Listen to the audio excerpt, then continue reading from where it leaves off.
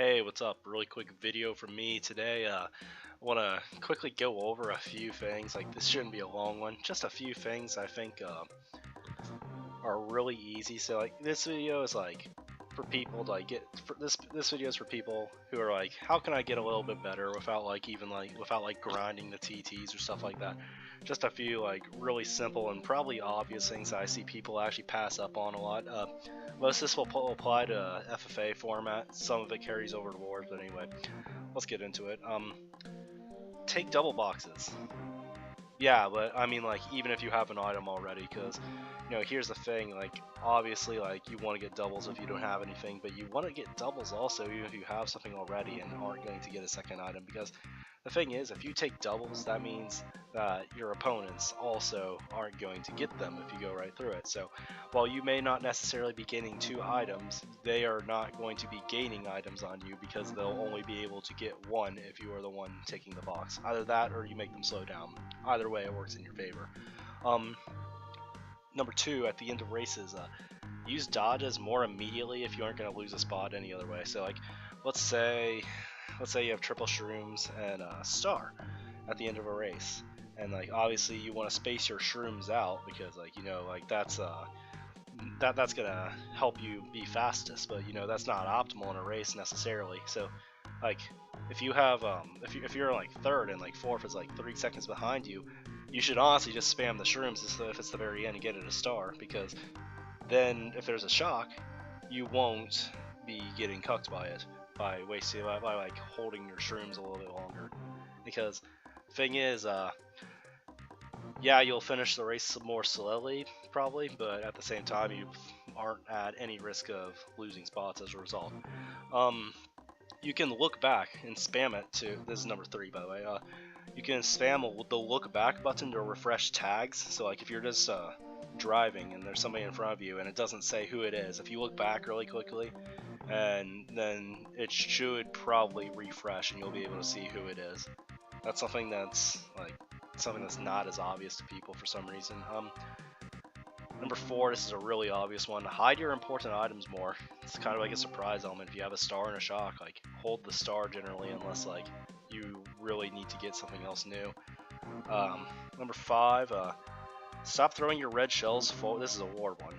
Stop throwing your red shells forward when teammates are close to you. It's really cringy to watch it happen, and it happens frequently. If you are in the vicinity of somebody and you have a red, you will throw it and it will hit them behind you, next to you, anything. So you have to space. Remember that. Speaking of reds, number 6, stop spamming your reds at people who blatantly let you pass.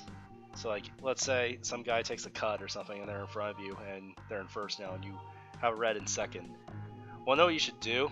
You should give them a second. If they don't drop, then sure, red them. But if they are like slowing down visibly, just don't hit them. It's really annoying. It's annoying for both people because it benefits both of you if you don't throw the red. Like, you get a red into first, you still hold it down.